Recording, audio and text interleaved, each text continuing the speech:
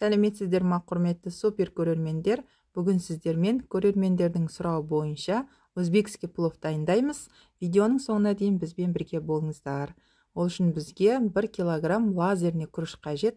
Күрішімізді жақсылап, тазалап, жуып аламыз. Оны жылы суға жібітіп қоямыз. 1-1,5 килограмм ет, 200 грамм қой майы, яғни құйрық май. Сосын 1 ас қасық зыра, 1 ас қасық күркума и 200 грамм нут қажет. Сосын сары, қызыл сәбізден 1-1,5 килограмм, 2 түк пияз, 350 миллилитрде пісте май, 200 грамм мейіз қажет болады. Сосын 1 ас қасық шекер и қажетінше тұз. Көз мөлшерімен қосамыз тұзды. Ең алдымен күрішімізді жуып тазалап алайық. Мінекей күрішімізді жылы суға жібітіп қойдық. Көкөністерімізді турап аламыз. Айтып өтетін жайт, күрішті ыстық немесе мұздай суға жібітпеңіздер. Жылы су болу қажет. Құрметті көрермендер, менің каналыма тіркелуді ұмытпаңыздар. Әрқашан қолжетімді әрі оңай, жылдам дайын болатын тағамдарды шығаруға әрекет жасаймын. Сәбізіміз дайын. Енді қызып тұрған майға етімізді саламыз. Етті майдалап тураудың қажеті жоқ. Осылай бүтіндей салып 5-6 минут қызартып аламыз.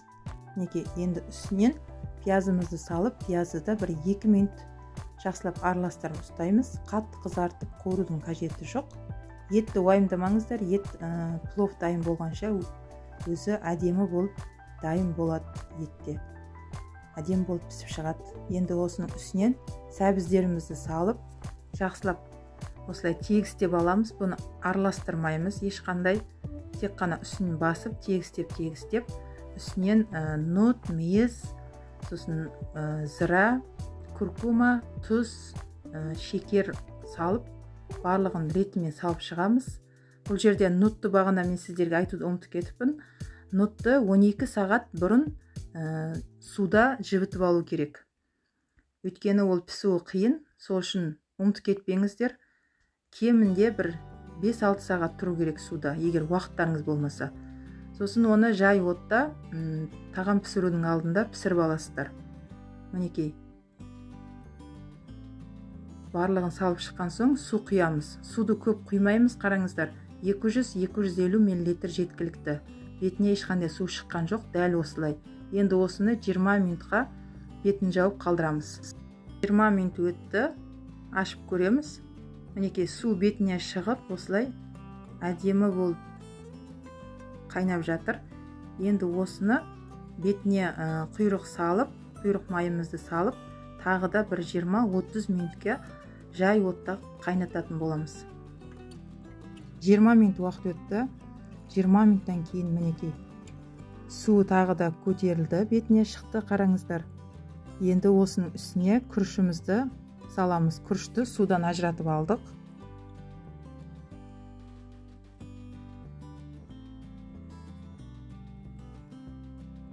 Күрішімізді қараңыздар, бетін тегістеп шығамыз. Ешқандай су құймаймыз. Бетінде қараңыздар, күріштің бетінде су жоқ. Тура осылай тегістеп, тағы да 5 минутқа бетін жауып қоямыз. Міне 5 минуттан кейін күрішімізді ашып қараймыз. Қараңыздар. Енді осыны күрішті бір тегісте бетін алып, осылай араластырып шығамыз.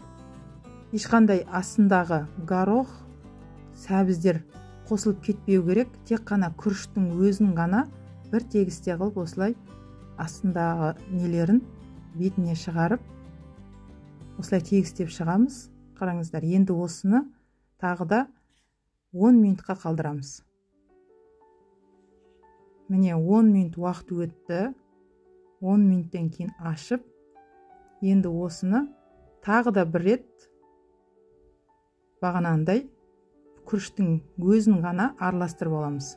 Асты мен үстін бірдей етіп. Сіздерге әрбір әрекетімді көрсетіп, түсіндіруге әрекет жасадым. Қандай да бір сұрақтарыңыз болса, комментарияға жазып қалдырыңыздар. Міндетті түрде жауап қайтарамын. Міне енді осыны шеттерін осылай басып тегістеп шығамыз.